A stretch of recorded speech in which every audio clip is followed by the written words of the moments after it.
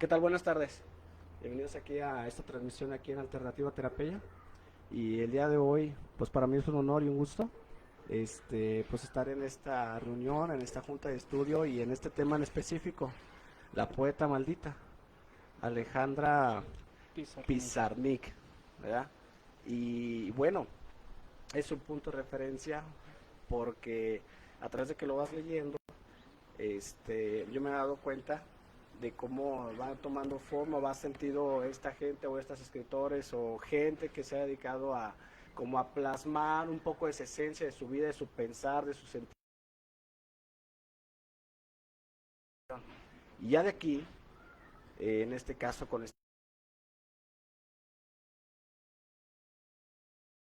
mi amigo, nuestro psicólogo Jonathan, que es el que pues, nos va a estar presentando este tema. Y bueno, yo de entrada, este, cuando primero empecé a escuchar como un, ahora sí que como un punto de vista referente a este personaje.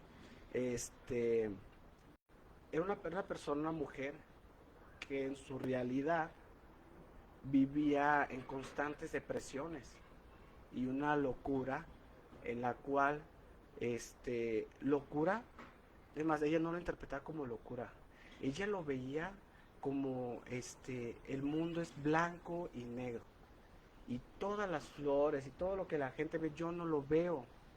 Yo no puedo ser parte de ese mundo, no encajo, no embono. Y esa fue parte de su proceso. Inclusive mencionó un escritor muy famoso, Julio Cortázar, que por ahí tuvieron una conversación, una frase muy padre, que ahorita voy a apoyar a mencionarla, o sea, de cómo ella veía esta realidad y se movió, fue a París, Francia me parece, y estuvo visitando lugares, a pesar de que su visión de la vida no cambiaba, ni siquiera hacía un intento y era como, a vida es así. Y bueno, y luego empecé a, bueno, termina en que ella se suicida en Argentina, tomó 50 pastillas de un medicamento controlado y pues ya una persona, creo que fue la de limpieza la que la encontró y pues fue la escena, ¿no? Y dejó una nota ahí diciendo pues de que no pudo, no pudo embonar, no pudo encajar. Y bueno, es un caso, a mí se me hace, para profundizarlo, ¿por qué? Porque cómo cada quien va creando su visión del mundo, cómo que cada quien va creando su realidad, cada quien le va dando forma a través de lo que va uno aprendiendo, que va uno experimentando. Y el hecho de darlo por hecho, vives con esa realidad toda tu vida. Si crees que vives una pesadilla, así es. Si crees que vives en un infierno, así es. Y jamás te pones a cuestionarte o a ver otro punto de vista. Sí, sí lo hacía, pero era gente que me decía, es que sí es cierto, estás jodido. Y me alimentaba más la idea. Entonces, este, ahorita me ha ayudado mucho tener terapia porque acabo de tener una experiencia muy maravillosa en la cual yo empecé a identificar ciertas acciones que a través de una literatura y la agarré de fundamentos para argumentar cuestiones y decía, es que esto no es así, ¿verdad? Entonces, estoy encontrando un punto medio en la cual no es la realidad que yo creé. Lo real es una cuestión y lo que yo vea, lo que yo crea es otra cosa. Entonces, cuando yo le empiezo a dar forma, es cuando empiezan a pasar estas situaciones de que ves, piensas que te ponen los cuernos, de que sientes delirios de persecución, sientes que te envidian, sientes que te hacen menos, te sientes sobrado, o o te sientes el galancete así del abasto, no sé, donde sea, ¿verdad? Te ves a ti mismo en esas cuestiones. Entonces, se me hace interesante porque te das cuenta cómo fantaseas, cómo creas esas ilusiones. Hay un ejemplo que me encantó, me puso re bien, de una persona que va, a pedir trabajo, o a pedir trabajo de, pues, de la SEP, ¿verdad? Y la familia, pues es adinerada, está acomodada, tiene su negocio. Entonces el chavo va y en el camino empieza a fantasear. Oye, ¿y si les caigo bien a los suegros? No. Y después, le caigo bien a la hija. ¿Y qué tal si me caso con ella? Ay, papá, ¿verdad? Ya voy a ser el yerno. No, espérate. Y luego voy a ser el heredero. Hijo de su pinche madre. Entonces, ya está un castillote bien cabrón, ¿verdad? Y todavía ni le dan la chamba, ¿verdad? O sea, y es donde yo me doy cuenta, pues, o sea, cómo fantaseamos mucho de las cosas y todavía ni pasan, o están pasando y no las ves, y tú ves otra cosa, o lo ves con tu pasado, o estás viendo para el futuro. Y son casos, por así decirlo, que nos llevan a la frustración, nos llevan a la ira, nos llevan a la venganza, nos llevan a la competencia, ¿no? Pero en esta parte de cómo funciona la fantasía y cómo la empiezan a compartir, para mí es llevar terapia. Porque cuando empieza a compartir tu fantasía, ¿verdad? ¿verdad? Empieza a compartir todos los enemigos que tienes. O sea, no, es que no tienes enemigos. El único enemigo eres tú, ¿verdad? Tú. Tú te haces daño, tú te lastimas, ¿no? Entonces, me ayuda pues, ¿verdad? Y lo interpreto de esa manera por lo que he estado vivenciando. Y siguen llegando más cosas, sigo viviendo más cosas. Me hablaron para un negocio y pues estoy así ahorita, o sea, sigo experimentando cosas, o sea, y tengo la oportunidad el día de hoy de observar estas cuestiones y tener con quién trabajarla. Eso es una cosa bien chingona, en serio, o sea, ya no es la idea del temor que te aprisione a que si te corren y todavía ni tienes trabajo. No, no, no, o sea, tienes la habilidad, tienes las cualidades, tienes el potencial y quieres y tienes el tiempo, pues qué chingón, o sea, pero ya empieza a ver más cosas que antes no observabas. Entonces, para mí esto es una introducción, vamos a ir escuchando, tenemos un videito que también lo vamos a compartir, pero lo más chingón pues para mí ahorita es escuchar este punto de vista. Y pues muchas gracias, Jonathan. No, de Bienvenido. nada. Es un gusto, Héctor. Pues sí, lo que decías acerca de Alejandra Pizarnik es una historia muy catastrófica por lo que ella vivió. Es importante también saber la historia del artista porque así podemos comprender su patología, lo que decía y lo que escribía. Alejandra Pizarnik venía de una familia que venía huyendo de Europa, en Francia, porque su familia venía de una descendencia judía. Entonces en aquellos tiempos los padres tenían que huir por su vida y entonces fueron hospedadas por la bella Argentina. Cuando llegan a Argentina, hacen su vida sus padres y obviamente tienen que aprender español, saber manejarlo. Y nace Alejandra y también nace su hermana. Pero a partir de ahí llega la instauración de esta patología que ella sufre, porque hay una comparativa constante de la madre entre las hermanas.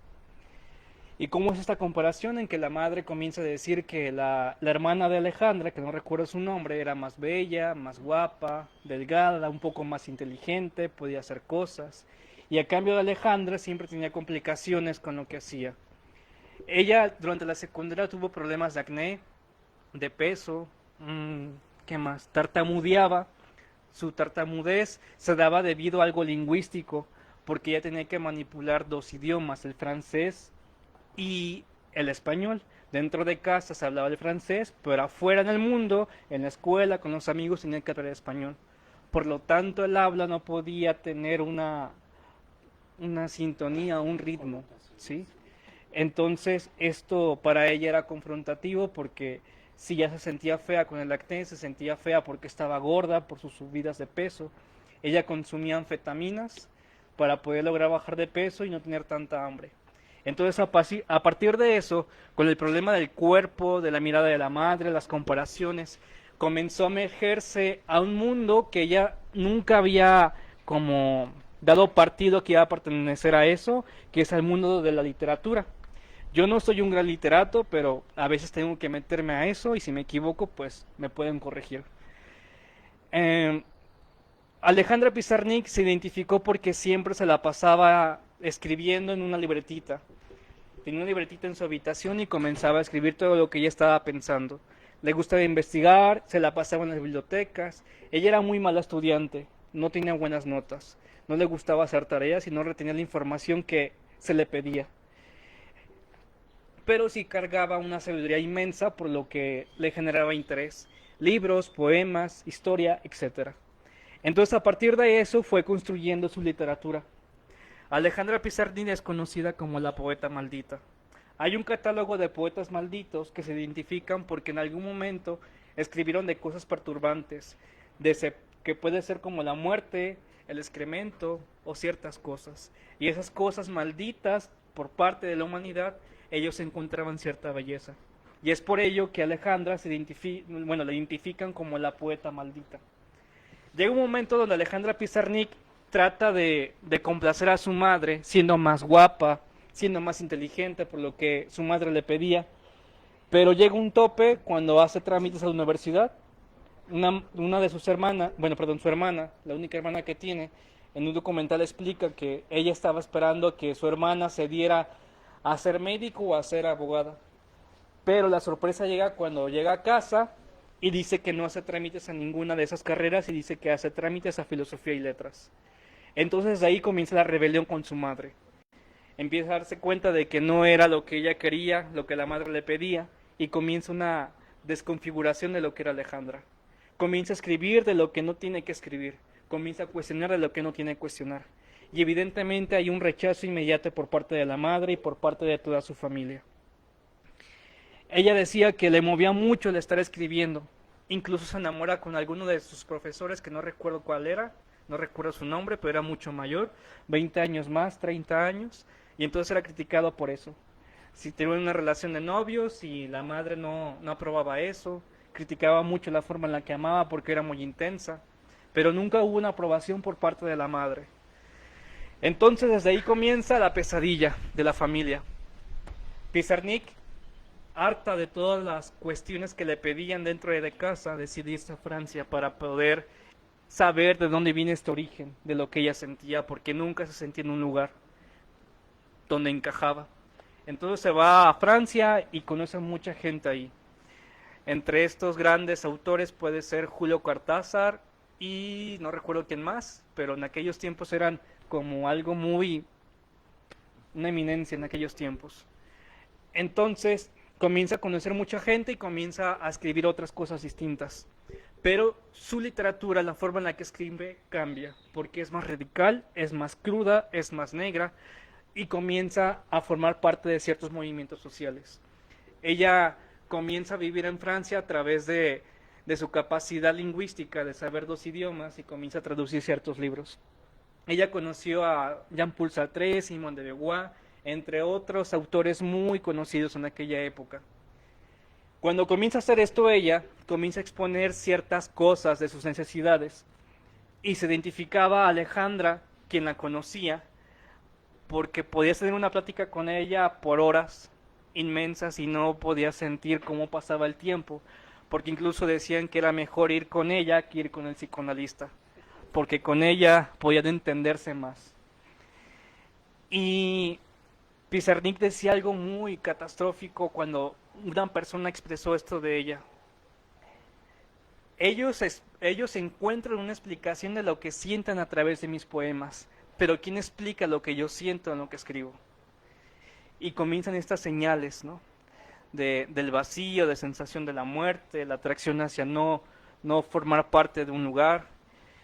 Y cuando comienza a hablar de eso, comienza a adentrarse más a lo que es ella misma. Ella cuando estaba pequeña le gustaba mucho un libro, que en algún momento creo que todos escuchamos o vimos la película, Alicia en el País de las Maravillas. A ella le encantaba ese libro, lo leía una y otra vez. Llega un momento donde Alejandra llega a una capacidad de literata impresionante, porque ya vive de lo que hace, vive del arte, vive de lo que siempre soñó. Ella fue distinguida no por el dinero que pudiera tener a través de su arte. Ella vivía arriba de un restaurante de comida china. La gente que iba a su departamento decía que era inolvidable ese olor de mariscos, el olor a camarón, porque era muy peculiar, pero que eso no importaba mientras estuvieran con Alejandra. Y bueno, entonces a partir de ahí comienza a cuestionar muchas cosas de lo que ella sentía, si era normal o anormal. Y ella decía que lo que le permanecía estar en la vida era escribiendo. Si no escribía, comenzaba a pensar cosas que no eran aptas, que la sujetaran a la vida. Entonces comienzan muchos cuestionamientos ahí. Regresa a la casa de sus padres para poder visitarlos. Y hay un poema que ella escribe y dice: dejé todo y regresé hacia ellos, pero ¿quién regresa hacia mí? O algo así trata de decir ella. Siempre diciendo que ella está dispuesta para dar a alguien más, pero no hay alguien allá afuera que le dé a ella una explicación o un sentido de vida. Entonces, desde ahí comienza la parte caótica de Alejandra. Y para esto quiero comenzar con este poema que dice ella, que es muy, muy famoso por lo que dice, por lo comprometedor que dice, y en los momentos en los que ella se encontraba. No soy de este mundo. Yo habito con frenesí la luna. No tengo miedo de morir. Tengo miedo de esta tierra ajena, agresiva. No puedo pensar en cosas concretas. No me interesan. Yo no sé hablar como todos. Mis palabras son extrañas y vienen de lejos. Me iré y no sabré volver. Simplemente no soy de este mundo.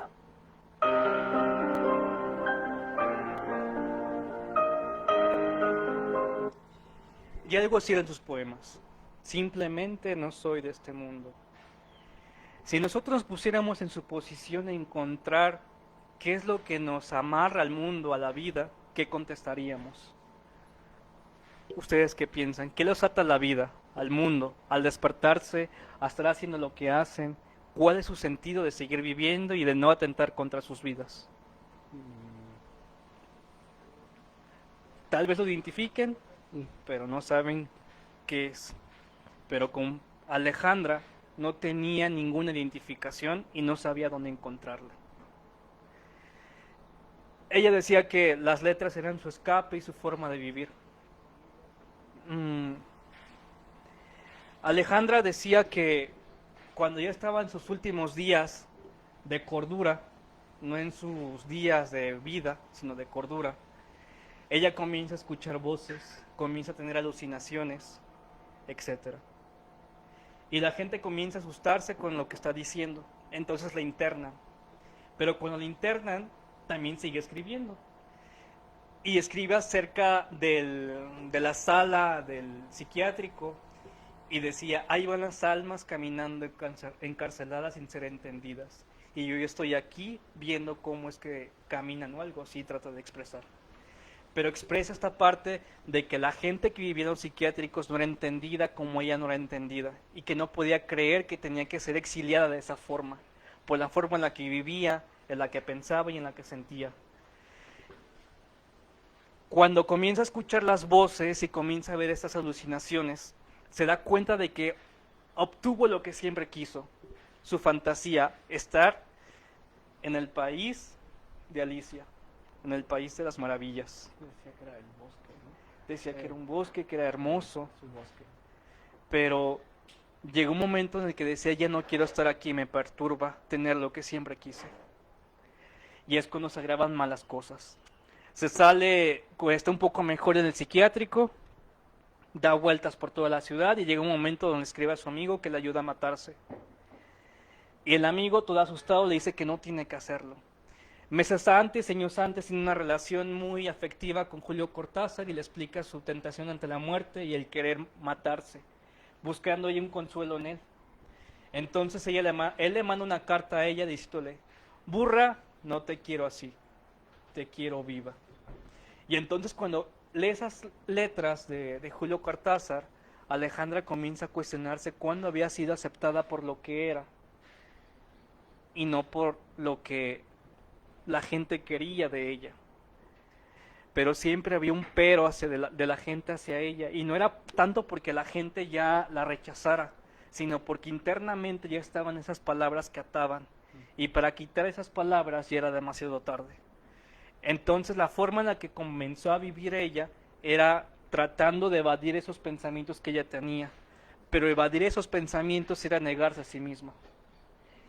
Y aquí es cuando cuestionamos, ¿el hecho de matarse fue renunciar a ser ella misma o a darse permiso de ser ella misma? Y es cuando entramos en esta angustia de ¿es correcto o no es correcto? En el último día en el que ella cesa con su vida, en un espejo, creo que era el buró o algo así, el tocador, deja escrito las siguientes palabras: no quiero ir más que hasta el fondo. Y fue su último poema. Después de eso, de su muerte de Alejandra, mucha gente se da cuenta de esta situación y de gente que la quería mucho. En aquellos tiempos en Argentina se estaba haciendo, creo que era una biblioteca que se iba a fundar, y ahí fue su velorio, ¿no?, a honor a ella. Y se comienzan a leer sus poemas, cosa que en algún momento ella quiso. Pero gracias a su muerte, lamentablemente o de lo contrario, pues fue escuchada. Y es ahí cuando comienza el revuelo por parte de los padres, por parte de su hermana, y comienzan ya a entender lo que realmente quería Alejandra. No quería la vida, pero la obligaron a vivir. Pero no una vida que ella quisiera, sino la vida de los padres que le impusieron. Entonces, en esta relación con el otro es cuando nos conflictuamos. ¿Por qué hablo hoy de Alejandra Pizarnik?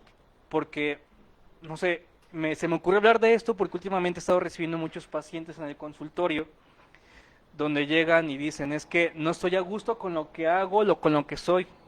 Y entonces comienza este rebobinamiento de la forma en la que amo no es la correcta. ¿Por qué? Había una chica, por ejemplo, que tenía unos 27 años y el chico tenía unos 28. Se conocieron en la universidad y esta chica decía que quería casarse con él, pero el chico la negó, la rechazó. Pero a partir de ese momento comenzó una relación muy bonita de mejores amigos. Entonces, en esta cuestión, porque también era psicoanalista esta chica, y trabajando en el diván, pasando después de tantos terapeutas, tratando de castrarla por su forma de amar y limitarla a expresar lo que sentía, le decían que si tenía que estar con este hombre, a pesar de que la engañaba o que ella buscaba a alguien más, decían que eso es lo que le ocasionaba los síntomas histéricos. Pero no era así. Después de encontrar realmente su verdad, es que ella se da cuenta que respetaba sus pulsiones sexuales y las pulsiones sexuales de su pareja, pero que a fin de cuentas se terminaban eligiendo. Y es ahí cuando se da cuenta que la gente no iba a entender la forma en la que amaba a su pareja, y que ahora que crece, los síntomas histéricos se quitan, y comienza a entender que la forma de amar en la que ella expresaba era la correcta para ella, pero tal vez socialmente no lo era. Y eso era lo que la atormentaba, porque la madre le pedía que tenía que casarse, hacer ciertas cosas, pero a ella no le importaba eso. Cuando logra entender esto, se da cuenta de que nunca fue culpable, porque ella decía que era muy mala con los hombres, que los trataba mal, que trataba de subajarlos, que jugaba con ellos, pero no era eso, sino que trataba de encajar en la forma en la que amaban estos hombres, tratando de modificarse a sí misma, en que tenía que renunciar a este hombre y a los demás para poder estar con ella y con él.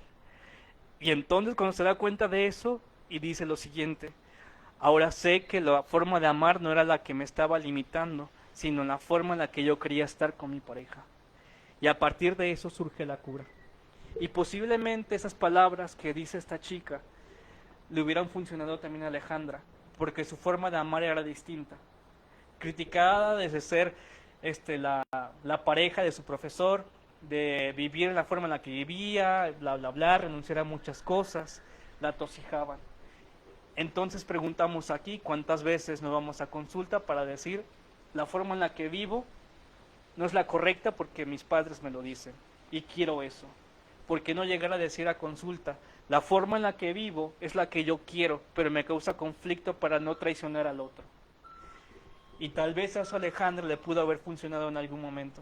Por eso hay que tener mucho cuidado cuando escogemos un psicoanalista o un psicólogo. ¿Por qué? Porque no tenemos que dejarnos llevar por la moral de esta persona que está ayudando, sino que entender la moral del que está hablando ahí, de quien es importante, porque el único protagonista ahí es el paciente. Hasta aquí lo que he dicho. ¿Qué piensan? ¿Qué sienten? ¿Qué imaginan? ¿Qué quieren opinar?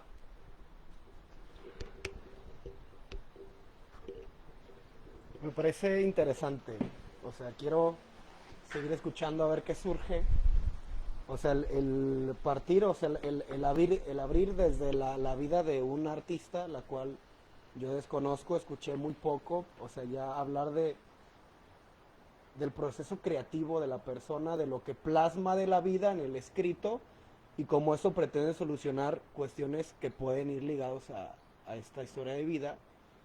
O sea, porque la semana pasada les hablaba de esta cuestión del proceso creativo. O sea, ¿cómo se llama? Del proceso de individuación, pero el proceso creativo como desde la tesis de Hegel, o sea, cómo el arte nos ayuda a emanciparnos o de sistemas sociales o de sistemas personales. O sea, que es algo que vemos cuando transitamos por la vida de algún artista, especial alguno polémico. O sea, se ven estos elementos, o sea, la vida y la sociedad en la que se vivía. O sea, aquí creo que es una necesidad social, o sea, por las características que tiene México de venir de una cultura como muy tradicionalista, o sea, y el ver, o sea, o el acompañar a las personas a que se den cuenta como de todos los tipos de pareja o de relaciones que existen desde, o sea, el puesto en alto es el monogámico tradicional y así como de a huevo. Si no, estás mal. Y todos los demás, o sea, que pueden surgir conflictos personales. Es que yo nunca he estado así, o es que mi pareja me limita. O sea, y a veces que tienes que encontrar una pareja que sea afín a esos elementos. O sea, porque yo tampoco puedo imponerle a la otra persona a que viva su sexualidad o su vida de pareja de acuerdo a mí. O sea, sea el modelo que sea. Pero eso es un tema complicado, porque es que lo amo o es que la amo, pero no compartimos en este aspecto. Entonces es sopesar. Para mí, que tiene más peso.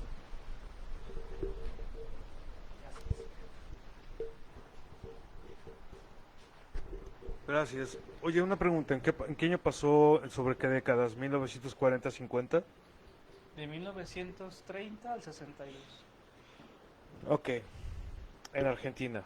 Solo quiero contextualizar, nada más. Parte de Argentina y parte en Francia. Muy bien. Mira, me parece muy interesante.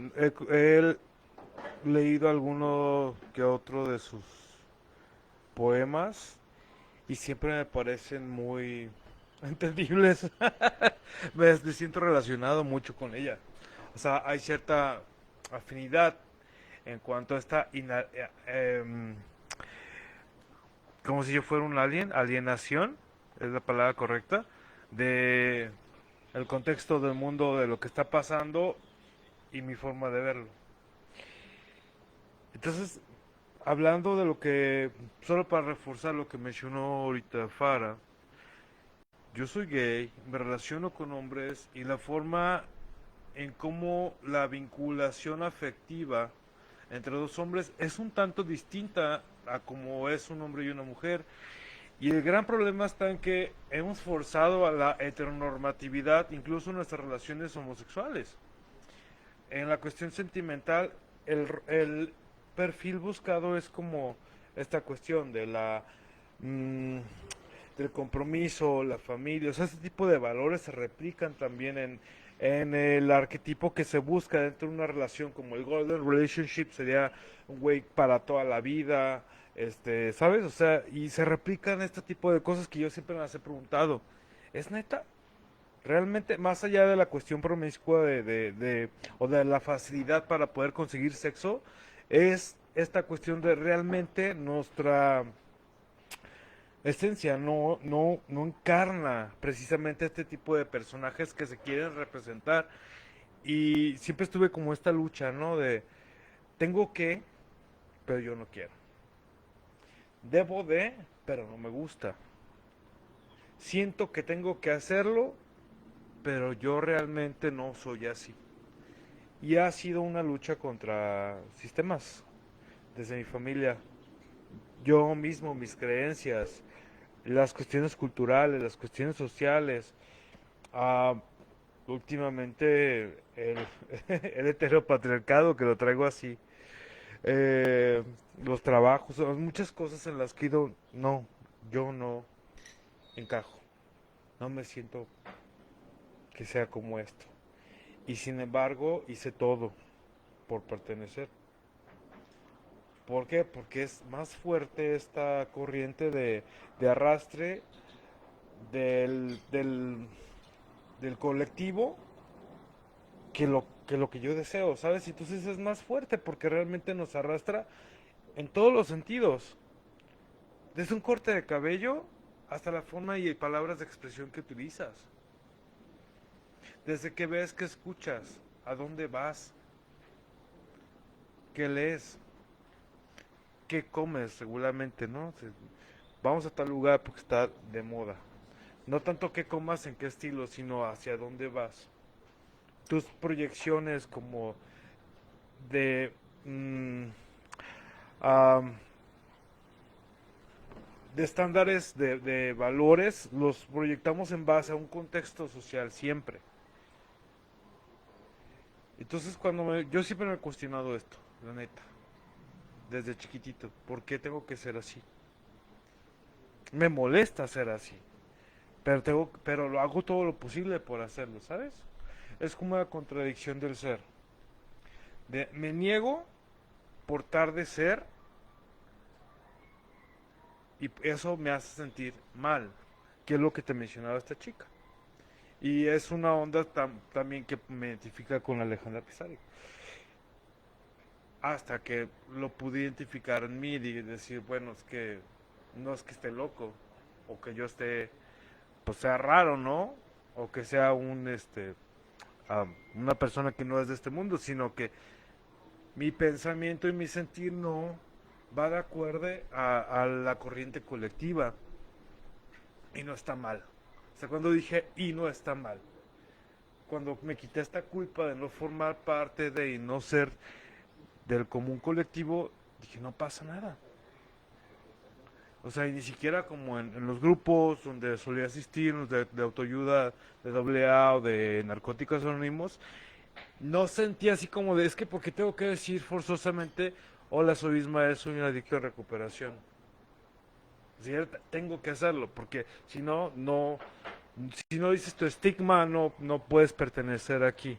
Y seguí todas estas reglas pendejas que yo siempre las cuestioné, me parecían un tanto obsoletas, porque es como, ¿y dónde está tu representación real de quién eres? O sea, no puede ser 100% una sola cosa y repetir todo como si fuéramos a escala y todos estamos hechos con plástico inyectado iguales. Eh, me parece muy interesante, pues, porque ahonda más como al qué diferencia y por qué esta diferencia de mí hacia este contexto, a esta corriente, a esta dinámica de vida en la que estamos atrapados. Porque ciertamente, o sea, hay como corrientes que influencian en muchísimas cosas de tu diario vivir. Mucho. Este, aunque yo no me considero un alienado, soy alienado. ¿Por qué? Porque escucho cierta música que me identifica con cierto grupo. No ese grupo musical, sino cierto grupo de personas. Hay ciertos estilos, hay ciertas formas, hay ciertas maneras, y son adaptaciones de lo cultural hacia mi persona. No fue como de, yo como se cree falsamente, yo lo impuse. Es esto con mi toque, como se suele decir de una forma parroquial. Y no, Es, yo adapto y me pongo este traje, o sea, como si fuera un personaje a, a, a partir de lo que yo veo y cómo me entiendo en este mundo. Y sí me hace preguntarme, ¿es realmente eso que soy o es una proyección de lo demás? Sí me hace preguntarme, ¿es realmente mi gusto o lo que yo adapté de lo que había? ¿Es realmente esta idea del, vamos, como concepto rebelde, como concepto bélico, o de verdad es mi esencia? Y está padre tu tema, gracias. Gracias.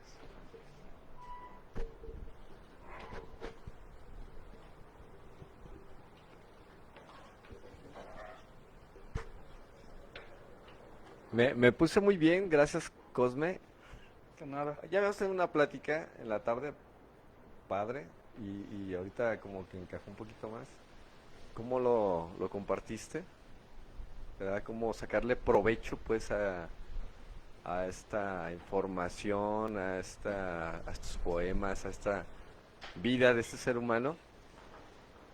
Porque yo también me identifiqué mucho y no sé de qué año sea. 1932 al 1960. Qué cabrón, ¿no? ¿Cuánta gente no murió en el silencio? Imagínate. Bueno, ella alcanzó a expresar, a externar algunas cosas, pero ¿cuánta gente no? Y sigue muriendo todavía.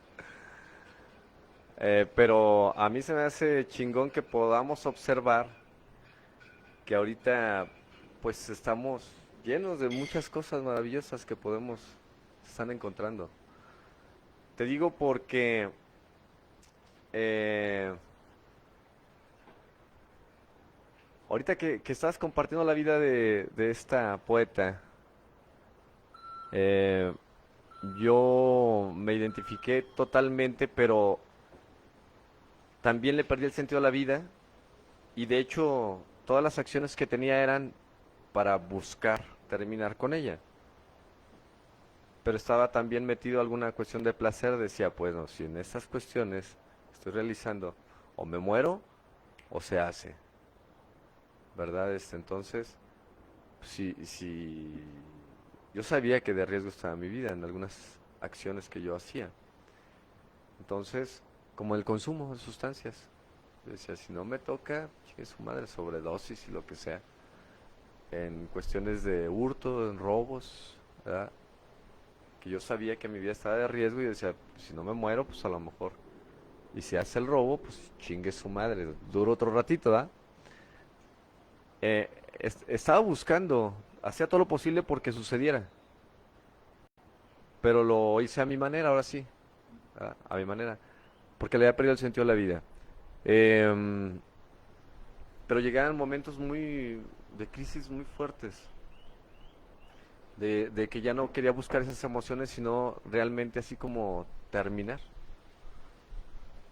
De hecho, sucedió casi en la última etapa de mi vida que fui a buscar ayuda, estamos hablando de hace como 19 años, en el 25 aniversario del grupo Despertar. Vamos a México, ¿verdad? Y yo veo que en el estrado es un lugar donde había como alrededor de 1000 personas, y en el estrado estaba un ser humano que era el líder de ese grupo en ese tiempo, que era más chico que yo, eh, coordinando esa reunión ante esas 1000 personas con una seguridad, puta, que yo lo veía y me hubiera gustado yo estar en su lugar. Pero si en el grupo cuando me pasaban a la tribuna temblaba, ¿verdad? Sentía así como, o me escondía para que no me pasaran, ¿verdad? Dije, no me pasen, que no me pasen, que no me pasen, o sea, mucho pánico escénico, mucho miedo, no saber. Entonces yo al ver a este ser humano ahí, fue así como, yo quiero eso, cabrón. O sea, a mí me gustaría tener esa seguridad que tiene él. O sea, fue muy chingón el ver esa seguridad que él tenía. ¿Cómo lo hizo? No sé. Con el tiempo fui observando. Y recuerdo, esa fue la primera emoción que sentí, así como de un sentido. O sea, oye, yo quiero eso. Después sucede algo, ponen de fondo una canción que me encanta y que tú sabes cuál es. La de Silvio Rodríguez, la del Necio. Puta. Sí. Es lo que yo traía aquí guardado. Un grito de auxilio, un grito de no sé qué hacer, o sea. No me ha dado resultado nada, cabrón, o sea, y no sé qué hacer. ¿Ah? De hecho, hasta me gustaría hasta poner las primeras frases que son, para mí que son como un poema, en ese momento fue como un poema, cabrón, para mí, como un grito, como una ventanita que se abrió de algo que yo no sabía externar, ni comunicar. Porque desde que empieza me vienen a convidar a indefinir, me vienen a convidar a tanta mierda. ¿Ah? Yo no sé lo que es el destino, ¿ah? Caminando fui lo que soy, cabrón, o sea. Y luego cómo cuestiona estas cuestiones, ¿verdad? De que si la locura, el hombre está loco, ¿a poco multiplicar panes y peces no es una puta locura? Y la gente lo cree, o sea. Y para mí fue el parteaguas, así como una lucecita, pues, padre, para decir, puta madre, o sea. Hay otra opción, pues. Lo que decías ahorita. Hay gente que vive así y se quiere así, cabrón. Para mí fue definitivo, ¿eh? Si no, casi te aseguro que me hubiera pasado lo mismo que a esta poeta, Alejandra. Exactamente para allá iba. Y luego me empiezo a relacionar con gente de la Ciudad de México. Que la gente de la Ciudad de México no es tan mocha como los jalisquillos.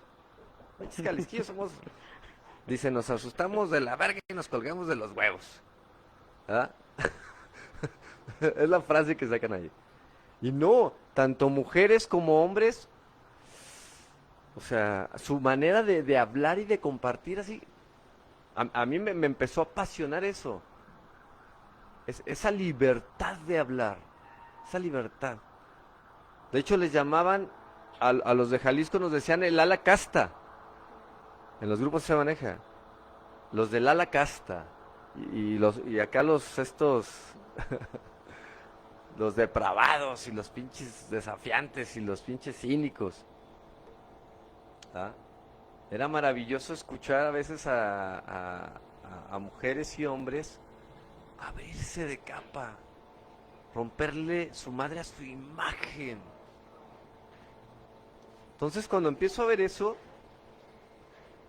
dentro de mí había mucho miedo a sacar mi sombra, pues, o sea, mi realidad, así exponerla. Porque todavía la estuve guardando un ratito. Un ratito no, un rato tototote. ¿Verdad? Porque aunque me sentí identificado con ellos y vi esta alternativa tan bonita, había una parte de mí arraigada que era esta parte moral, aprendida, cultural, lo que se escuchaba ahorita. Que dije, ni madres, cabrón. Hasta me asustaba cuando hacía como que me asustaba cuando los escuchaba, así como decía, ay, ¿cómo es posible que digan eso? Ay, y ve nomás, esta mujer. Había una compañera, ¿ah? Que no voy a decir su nombre. Fíjate, y a mí eso me motivó, Cosme, a seguir adelante. Fíjate. Yo no le hallé sentido a lo que es el programa, para nada, pero fíjate. Ojalá te hubiera dicho, es que encontré la luz, la espiritualidad. No, a mí lo que hizo que me quedara, llega esta compañera y me dice, si te aguantas un año, te voy a coger, cabrón. Puta madre, dije, a huevo, yo me quedo. Estaba muy bien en ese tiempo esa compañera. Dije, no, a huevo, cabrón. Yo, me voy a quedar un añito, chingue su madre. Y hasta sentí la alegría de ir al grupo, de servir, o sea, le hallé un sentido a la vida. ¿Ah? Yo no sabía que era una pinche técnica que utilizaba esta satánica para enganchar cabrones. Pero chingona y eficaz, o sea, era algo bueno. Pero yo logré engancharme. ¿Ah? Empecé a convivir con varios seres humanos de allá mismo también. De hecho, la convivencia que yo tengo aquí con... Está Josué, estaba el Neri, que son su familia. Son gente muy... así, o sea, muy ellos, muy transparentes, cabrón. Y la gente se asusta.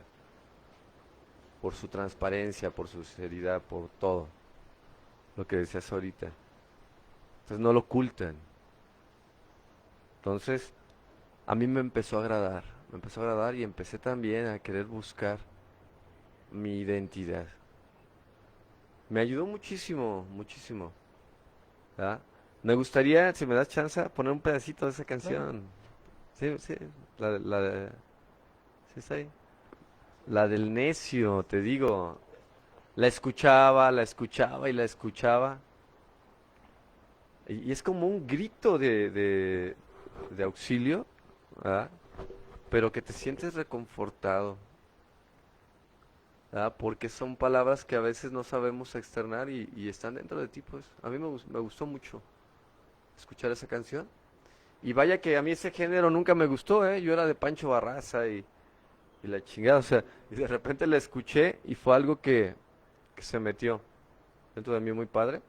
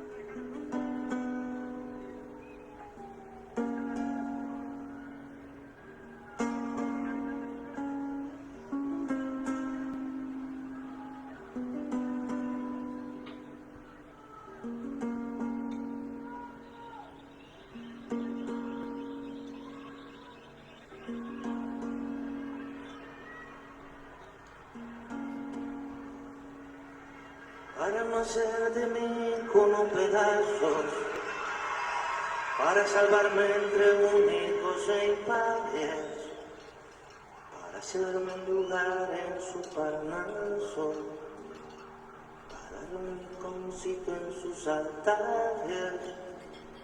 Me vienen a convidar a arrepentirme, me vienen a convidar a que no pierda. Vienen a convidar a definirme, me vienen a convidar a tanta mierda.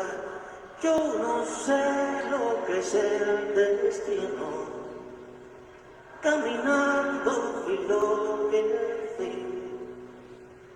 Haya Dios que será divino, yo me muevo como viví. Yo me muero como viví, yo me muero como viví.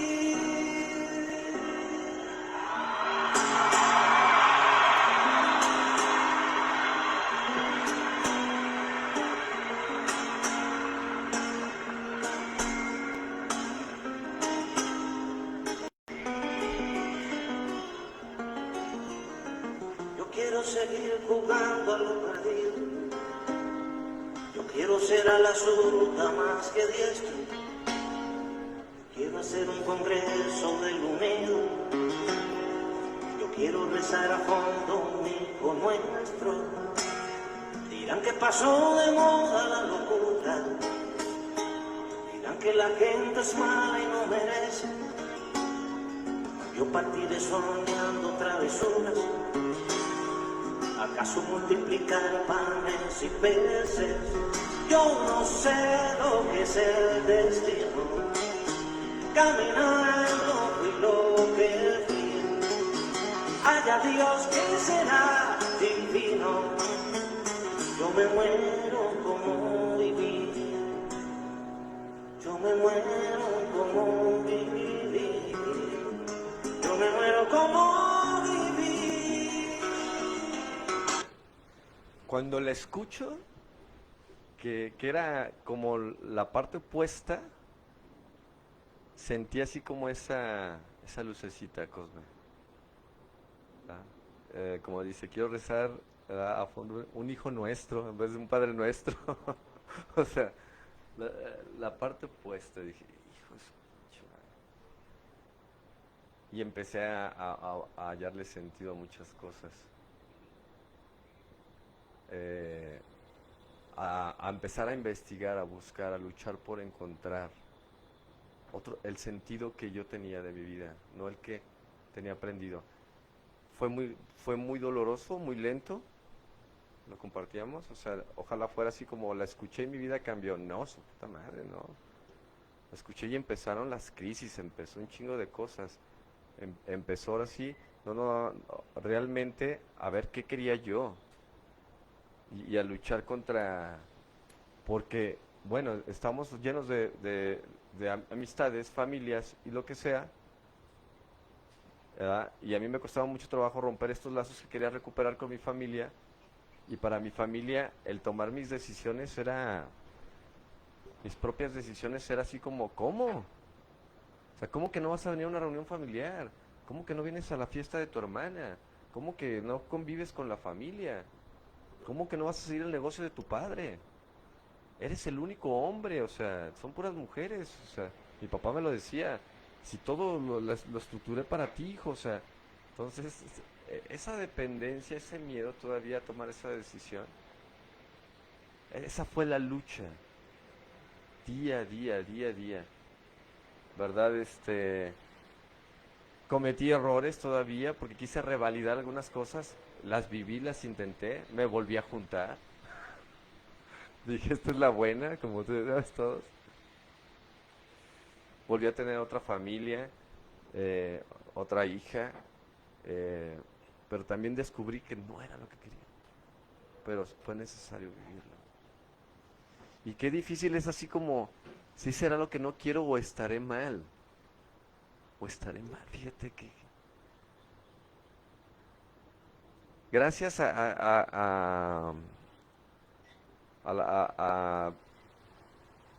gracias a la vida.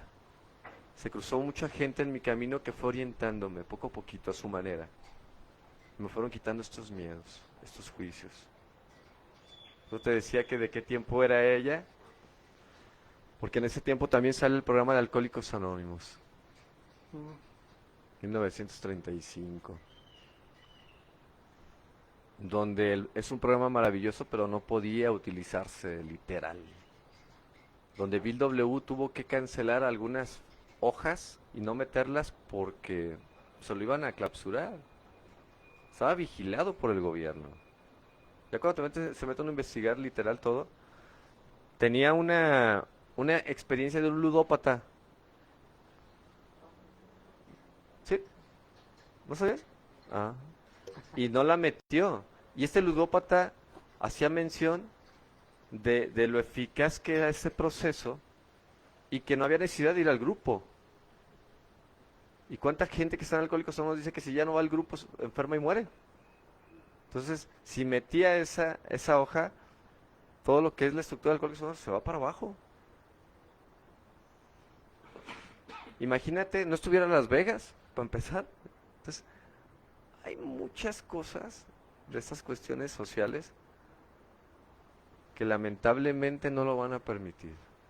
Pero qué bueno que ya hay gente, ¿verdad?, que tiene el interés, que a lo mejor es la minoría, pero ya estamos gritándolo, Cosme. Que sí se puede, que sí se puede vivir diferente. Y se me hace bien chingón eso que acabas de compartir porque de la manera que lo compartiste ahorita, ¿cuánta gente no estamos sufriendo por nuestras relaciones tóxicas, por algo, sin preguntarnos, es lo que decías, bueno, es lo que yo quiero? Es mi forma de amar, mi forma de querer, qué chingo. Pero por lo aprendido, ¿verdad? O cuánta gente no está muy bien y por un comentario de alguien que vive feliz como está. Y a veces va a buscar ayuda y en vez de encontrar ayuda como que se le complica más. Yo es lo que les he dicho, hay que tener mucho cuidado porque a lo mejor vienen bien y los mandamos más mal. Hay que tener mucho cuidado con eso. Es como la gente que se pone a investigar sus vidas pasadas. Cuando no podemos con esta, pues, imagínate que agarrar las otras. Chingue su madre, o sea. Entonces, pues yo te agradezco mucho, Cosme. A mí se me hace bien chingón esta información porque es algo que queremos facilitar aquí en Terapia, ¿verdad? Que cada quien encuentre, porque, mira, en verdad te lo digo, ¿por qué lo seguimos haciendo? ¿Por qué seguimos estando? ¿Por qué? Porque lo queremos. Qué difícil es decir, quiero esto. Aquí lo cabrón es, ¿por qué van a pensar? ¿Por qué van a decir? ¿Por qué tanto apego? No es que sea apego, es que es realmente lo que... O sea, hay muchas cuestiones que a lo mejor se van a... Les vamos a encontrar una respuesta maravillosa. Maravillosa. Muchas gracias, Conde. De nada, José. Creo que todo lo que hemos compartido, lo que dijo José, lo que dijo Faraén, lo que dijo Christoph y todos nosotros, creo que hay una similitud en cada caso que dicen y es la defensa del ser uno mismo. Pero mucha gente no logra encontrar aún eso. Yo hace un año, sí, casi hace un año, abrí Parlantes y ya por cuestiones, diferencias de pensamiento, debido a esas cosas, pues tuve que dejar ese proyecto, ¿no? Por las ideas que yo traía. Porque mi socio decía que eran muy libertarias o que estaban muy locas o que solapaba al paciente. ¿Sí? Entonces, ahí fue cuando yo comenzaba a decir, realmente estoy haciendo lo que yo quiero como psicoanalista y estoy ayudando a mis pacientes o estoy siendo leal a lo que dice mi socio. Y entonces ahí es cuando me di cuenta de que no era grato estar transgrediendo la identidad de mis pacientes para poder tener la defensa del socio. Cuando comienzo a hacer mis movimientos y cuando se ausentan ciertas circunstancias por salud mental, pues yo comienzo a hacer mi arte ahí, ¿no? Mágicamente los pacientes comienzan a levantarse, los padres siguen yendo, los pacientes se ven mucho mejor, pero en cuanto está la presencia de este hombre, decae todo otra vez. O cuando yo me tomo un descanso de casi un mes más o menos, se ve la casa un desastre, los pacientes están mal, los padres comienzan con ciertos problemas y quejas. Y yo, debido a esta situación, voy con mi psicoanalista, le platico la situación y me dijo algo muy claro que me hizo eco durante horas, días, semanas. Y me dijo, Parlantes no es la magia está en lo que tú haces. Y fue de que pum, pum. Cuando me dijo eso mi terapeuta, comencé a decir, entonces si yo me voy a otro lugar, es donde yo voy a estar brillando y los pacientes van a estar bien. Y dicho y hecho, dejo el proyecto y a los 15 días, pues bancarrota con ese proyecto. Los pacientes huyen, me buscan otra vez y siguen con su proceso. Y aquí es el peligro de ser terapeuta, porque no solamente es un lujo, es algo bonito, porque también como terapeuta tenemos un peligro. Como peligro como terapeutas tenemos que admitir nuestras pulsiones sexuales, psicóticas, perversas y enfermas. ¿Por qué? Porque cuando llega el paciente a decir, es que cierto tiempo hice tal cosa, violé a tal persona, me hicieron esto, robé tal cosa, bla, bla, bla, no tendríamos que asustarnos, simplemente entender lo que hizo. Y a partir de ahí, hacerle sentir por qué hizo eso y no hacerle sentir culpable, sino que ya es su decisión de por qué siente lo que siente. A lo que quiero llegar con esto, como lo que decía Christoph, ya no sé si soy eso o soy la proyección de lo que me enseñaron. Entra esta confusión porque comenzamos a cuestionar lo que nos dicen y lo que somos.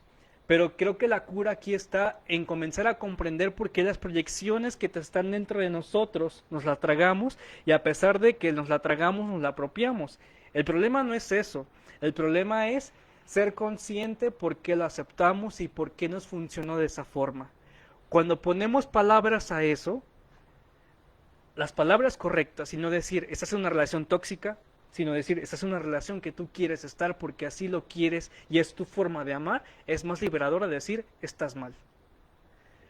Y para llegar a eso se necesita que el terapeuta también esté totalmente claro de lo que quiere y lo que necesita. No podemos pedirle ayuda a alguien que está manco a ayudarnos a levantar tal cosa, ¿no? Tenemos que ir con quien sí. Por eso es importante también comprender la historia del paciente y no estar juzgando nada más. O decir, es que en el DSM-5 o ciertas patologías están aquí, o según el psicoanálisis, o según la Gestalt, o bla, bla, bla, dice esto. No, la historia y el diagnóstico lo hace el paciente. No podemos decir, te voy a dar este paracetamol para un dolor de cabeza cuando hablamos de un cáncer, ¿sí? ¿Y a qué quiero llegar con esto? Que las curas son de acuerdo a aquello que es enfermo, aquello que la sociedad juzga. En lo enfermo está la cura.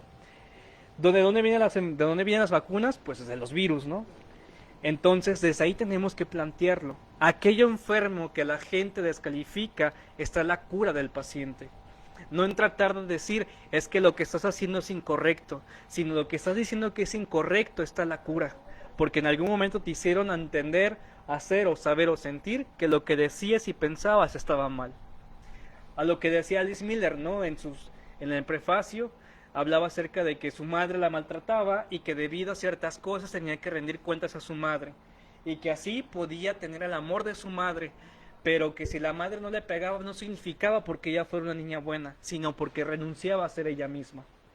Entonces, si eso lo pasamos a las relaciones que tenemos con nuestros vecinos, los amigos, las relaciones, etcétera, bla, bla, bla, hablaríamos de que si aceptáramos al otro tal cual es, no existirían las patologías, hablaríamos de una normatividad. Entonces tendremos que hablar aquí entre lo normalizado y lo normativo. Lo normalizado es que estemos matando, ¿sí? Y no nos demos cuenta y que no defendamos esa vida. Lo normativo es aquello que es totalmente sano en la persona y no en la parte de que esté matando. Ahí sí estaríamos hablando de una situación social y moral. Pero hay que entender entre la diferencia de lo normativo y lo normalizado, que son palabras muy distintas. Y entraríamos a una situación lingüística profundísima. Y así es la mente. No podemos solamente poner palabras a los pacientes y decir, tienes esto, te pasó el otro. Sino, lo que te estoy diciendo es correcto, lo sientes, puedes decirme que no está bien para ti. Y que también el paciente se dé cuenta de que puede cuestionar a su terapeuta. En el colectivo lacaniano, que se reúnen antes cada mes, debido a la pandemia lo dejaron de hacer, un psicoanalista que admiro mucho, que aún vive y es tapatío, decía esto: el paciente tiene que darse cuenta de que el psicoanalista también se equivoca.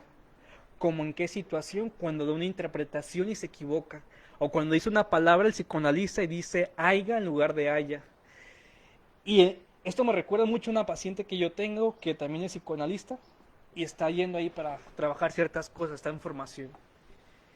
Y lo chistoso es que días antes ella estaba cuestionando esto, es que yo no tengo que equivocarme, tengo que hacer esto, bla, bla, bla, pero venía desde una estructura formativa muy radical y fuerte y bla, bla, bla, ¿no?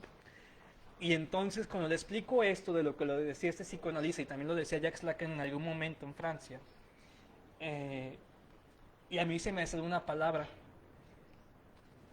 y le dije aiga en lugar de haya y se empieza a reír y me dice, ¿cómo es posible que tú te estés diciendo aiga? Digo, pues para que te des cuenta de que también soy humano y de que me puedo equivocar, y si yo me equivoco tú también te puedes equivocar, y es normativo que también te des cuenta que la gente se equivoca, Pero desde ahí está esta moral, no tienes que juzgar a tus padres, ni siquiera al más grande, ni porque tiene una posición más grande, social y económica. Se vale cuestionarle, se vale decirle, estás mal. También este mismo psicoanalista, Flavio Meléndez, decía lo siguiente en una reunión que teníamos entre varios estudiantes, que nos ponía a leer ciertas cosas, y había una chica que apenas estaba formando en eso. Y ella ponía un ejemplo de una paciente que tenía Alzheimer y las alucinaciones que podía tener. Entonces ella comienza a decir, entonces hablaríamos del gran otro y bla, bla, bla, una teoría psicoanalítica, y el profesor se para y se dice, no, recuerden lo que decía Lacan, psicosis no es demencia, pero dice enojado. ¿Pero por qué lo dice enojado? Porque tienen que darse cuenta de que se equivocan y que no está mal equivocarse. Porque la demencia se habla de una estructura ya orgánica. Ahí no podemos hacer mucho. Ahí es cuando decimos, hasta aquí puedo como terapeuta. Y esta chica se aferraba tanto a decir, no, es correcto, y es cuando comenzamos a decir, es cierto, el psicoanalista puede equivocarse, así como el papá se equivocó en crearnos, así como la madre nos enseñó en tal cosa, así como el profesor dijo tal cosa y se equivocó. O lo típico que pasaba, ¿no?, en la escuela, de que hacíamos ciertas operaciones y el profesor nos daba como una guía de qué teníamos que hacer, pero a pesar de que hiciéramos otra cosa muy parecida, pero el resultado es exacto, nos decía que no era el procedimiento correcto. ¿Sí? Y creo que en algún momento nos pasó eso, ¿no? Y la mente es así. No es el hecho de que el resultado tenga que darse de tal forma, lo que importa es la forma de la persona, cómo funcione. ¿Qué piensan? ¿Qué opinan? La verdad, a mí se me hace bien chingón porque, mira, yo agarré un ejemplo, ya lo he escuchado, pero me sirvió como para darle forma y darle una metáfora a este sentido que estoy experimentando. Me gustan las rosas y las rosas tienen espinas. Si te gustan las rosas, vas a aceptar las espinas, ¿verdad? De ti depende si te quieres acercar y te va a estar espinando, o pues la puedes admirar y puedes estar ahí con ella. Aquí la cuestión es cómo ve uno esta parte en lo aprendido de lo que debería de ser. Y yo en mi caso, yo me he dado cuenta de eso, que se cierra la mente y al contrario, hasta lo puedes agarrarte con fundamentos. Es que es por esto, por esto. Y yo me vine a dar cuenta de eso porque, ¿cómo puedes socializar a donde quiera que vayas, donde quiera que te pares? Vas a encontrarte con esto. No eres el único en la faz de la tierra, ¿verdad?, que quiere ver una vida perfecta. Por eso me puso re bien esta filosofía, que te inventas un castillazazazo, ¿verdad? Aquí la cuestión es esta. Aquí la cuestión es aprender a convivir. Para mí es aprender a relacionarte en cuestión de darle su lugar a cada quien. Yo te estoy en eso. ¿Puedes? ¿Tienes chance? ¿Tienes tiempo? Sí, échale. Si no, déjalo así. O sea, aprender a relacionarme así. En darle el espacio a cada quien a como ellos pueden realizar las acciones, la que sea, ¿verdad? Y eso me da la pauta a hacerlo conmigo. ¿Puedes hacerlo? ¿Tienes el tiempo? ¿Y lo quieres hacer? Adelante. ¿No sabes? O sea, ya está esta observación, ¿verdad? Y se me hace interesante pues que el día de hoy lo veamos esta parte, porque así ha sido en varias ocasiones de mi vida, en cada uno de los episodios, morirme con la idea y llevármelo a la tumba, ¿verdad? Entonces se me hace muy interesante porque a veces necesitamos hacer un alto, que no tenemos como que esa habilidad de sentarme y meditar y en ese ratito te llega la lucecita de esa pendejadora. O sea, es un proceso de observar esa identificación que ahí he estado y que a lo mejor yo entré en un sistema y la quise revalidar, que también había machismo y yo traigo esa ideología. Entonces, mientras no me pude hacer ese alto, no iba a poder observarlo. Iba a seguir creyendo que el de afuera tenía que cambiar, no yo, ¿verdad? Y aunque sí hacía cosas, aunque sí modificaba cosas, aunque sí hablaba diferente, en el fondo estaba esa parte todavía en resistencia. O sea, y yo creo que estas son las cuestiones que nos llegan a reincidir, a realmente no trabajas contigo. Realmente, o sea, se me hace muy interesante porque vas directo a la raíz de dónde viene esa problemática. O sea, sí es cierto, no puedes tener un ambiente hostil, pero bueno, para que el fuego te queme, pues tú tienes que acercarte al fuego. O sea, nada más. O sea, si tú estás aquí, pues vas a disfrutar del calorcito y a toda madre te quita el frío. ¿Qué uso le estás dando? ¿Verdad? No te pones a plantear eso. ¿Verdad? Lo ves y tachado, malo. ¿Verdad? Entonces, se me hizo muy parte, pues, porque primero empecé a teorizar como busca tu salud y me gustó. Pero, bueno, pues, ¿qué me enferma? Digo, ¿por qué estoy buscando la salud? Para empezar, hay algo que me enferme. ¿Y qué me está enfermando? O sea, yo empecé a cuestionarme esas partes. Entonces, para que haga algo que me enferme es algo que yo...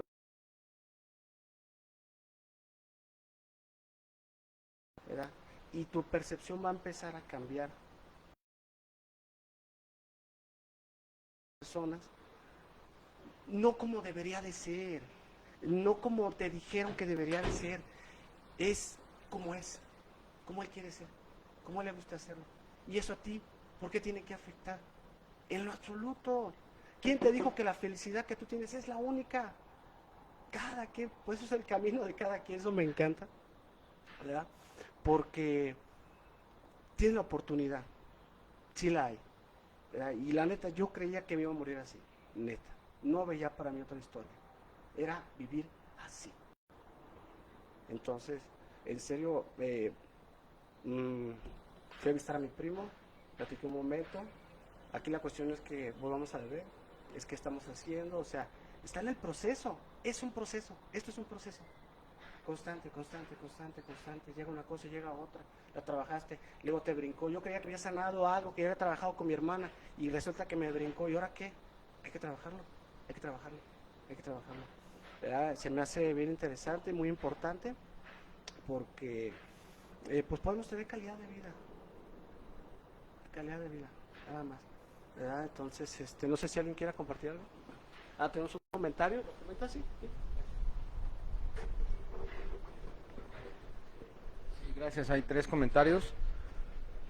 Bueno, les manda saludos Gabriela Reyes Morillo, muchas gracias.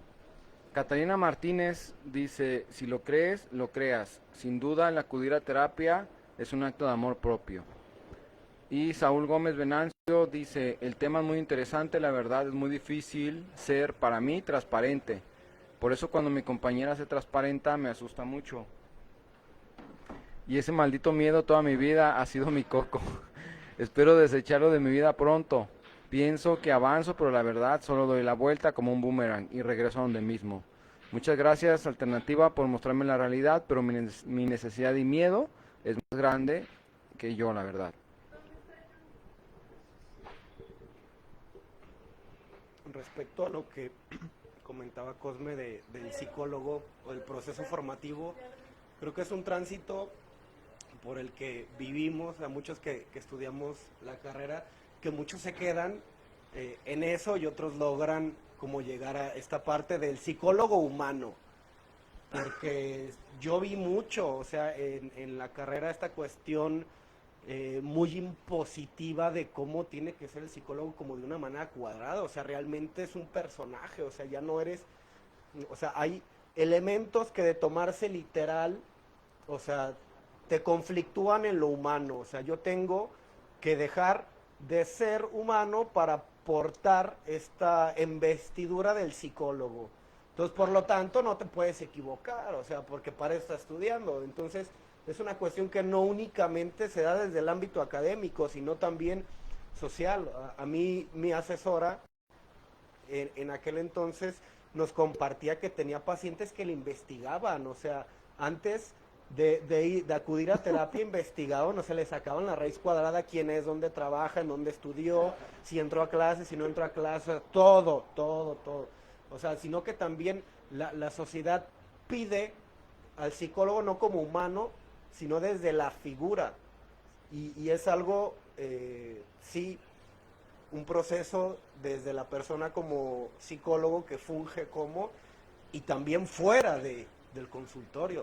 O sea, porque hubo una situación familiar en donde pues ahí hubo conflictos y ciertas posturas que yo tomé, o sea, usaron esa cuestión de la carrera como para... Me extraña que tú siendo psicólogo, o sea, yo ya no puedo, o sea, yo tengo que limitarme a no hacer nada, o sea, a no estar ni a favor ni a estar en contra, o sea, a quitarme los elementos humanos únicamente porque a ella le convenía, o sea, que yo tomara esa postura así, pues. Pero, o sea, esos son elementos que al menos yo puedo trabajar en el transcurso de mi carrera y que yo veía que a muchos les causaban muchísimo conflicto y muchísima ansiedad, muchísimo estrés, o sea, cómo me voy a parar frente al consultorio si yo tengo ciertas situaciones en lo humano, y entonces caer en esta cuestión de si es mío, de si es de él, o sea, muchísima presión, pues, o sea, cuando se estaba empezando en este proceso de acercarse a la clínica y quitarse la careta del superhéroe, pues, o sea, pues, qué tan fuerte, o sea, porque mucho de lo que incita a muchos psicólogos es esta cuestión del querer ayudar, o sea, ¿cómo se llama? Tiene un nombre, pero este querer ser para los demás, o sea, es una estructura que también es un mecanismo de defensa del cual Cosme ya habló en semanas pasadas, en el cuidado del cuidador. O sea, cómo nos ponemos esta cuestión del superhéroe y también en el psicólogo, quererle hacer de superhéroe, a quien le va a terminar afectando es tanto al paciente como a mí. O sea, porque ya el paradigma desde el cual yo parto en lo personal es muy diferente de lo que lo va a liberar. O sea, en esta cuestión de las recaídas, de los errores que comentaban, o sea, como en los modelos de AA, esa cuestión de la recaída es una cuestión como de te tachan así como de lo peor, cuando en el modelo de tratamiento de la adicción las recaídas te ayudan a entender, y a veces el observar este elemento que me hizo reincidir, ahí está la llave, o sea, lo que comentaba Cosme, o sea, que en esa enfermedad está la cura. Pero entonces, si yo lo primero como parte del recaído lo veo como un error, ni siquiera puedo perforar, no hay nada que ver, me siento culpable, ahí no le muevas, o sea, simplemente estarme latigando. Y yo sí como terapeuta, como guía, como padrino, como lo que sea, juzgo esa parte en vez de meterme y desmenuzar todo el escenario, todo lo que había interno y externo, para encontrar esa clave, o sea, qué fue lo diferente y qué fue similar a otras veces. Y a veces ahí está ese insight que me ayuda a salir. O sea, yo en la semana tuve uno de estos poderosísimos donde hablamos a veces de este proceso de cambio como pues un proceso, cuando también hay cuestiones emergentes. O sea, de una situación imaginaria emergente yo pude observar ciertos aspectos de mi vida en los cuales yo había tenido ciertas posturas que yo las veía como intrínsecas a mí. O sea, por lo tanto eran incuestionables. O sea, era un arquetipo o era una máscara que por lo tanto no se podía perforar. Pero el verlo de esta manera en cómo se evocó esta situación imaginaria, me permitió jugar con esa estructura y decir, a ver, en qué tantas ocasiones ser de esta manera a mí me ha provocado esto, o sea, cosas que socialmente no estaban mal vistas, pero que a mí me afectaban en lo personal. Entonces, simplemente con esa cuestión de observarlo y ver en qué momentos de mi vida se había repetido y qué consecuencias había tenido, me sirvió para liberarme. O sea, y te estoy hablando de milésimas de segundo, y cuestionarme e integrar eso que había encontrado. O sea, esto es un proceso. Pero, o sea, son esas dos partes, los procesos graduales y los procesos emergentes. O sea, pero yo cómo enfrento eso emergente para llegar a lo esencial, a lo sustancial, y cómo esto a su vez me transforma y que no dejo de ser yo, lo que comentaba Christoph.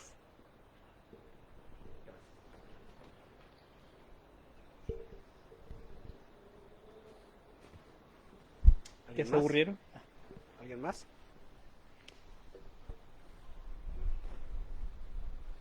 Bueno, Creo que todo lo que estamos compartiendo, no creo, lo afirmo, me lleva a un poema mismo que escribió Alejandra. Y lo chistoso es que lo hizo con una parte de sí misma. ¿Dónde está? Y está muy sencillo. Se llama Solo un nombre. Y son unas cuantas palabras. Alejandra, Alejandra. Debajo estoy yo, Alejandra. Y termina el poema. Alejandra, Alejandra. Y debajo estoy yo, Alejandra. Aunque demos vuelta al asunto, aunque culpemos al mundo, a los padres, siempre terminamos con uno mismo. Yo diría Jonathan, Jonathan, Jonathan. Y debajo de Jonathan, Jonathan. Y eso es interminable, porque hay un devenir ahí. El conocimiento del saber de uno mismo viene de ahí. Cada vez que escarbamos está el Jonathan, o está el Christoph, o está el Lisandra, ahí una y otra vez. Porque siempre de lo que hablamos en el consultorio, o en el diván, o como sea, en el sillón, en el parque, terminamos hablando de nosotros. Porque es lo único que importa. Hace unos días, en un recordatorio que tuvo de Facebook, había un meme hace un año que era de una serie que decía: me encanta ir a terapia porque soy la única protagonista ahí. Y siento que estoy como en un reality show. Y yo soy la estrella. Y la cosa es así. De lo único que se habla en consulta es de la persona. De nadie más. De lo que sintió, de lo que pensó, de lo que se le ocurrió en ese momento. Y a fin de cuentas, la única cura, ¿saben qué es? Uno mismo. La persona. Por eso Alejandra decía esto. Alejandra, Alejandra, Alejandra. Y debajo de mí, Alejandra. Siempre hablamos de uno mismo. Y la cura siempre va a estar ahí, en el centro. Y si no hay una cura ahí, cuidado, es psicosis.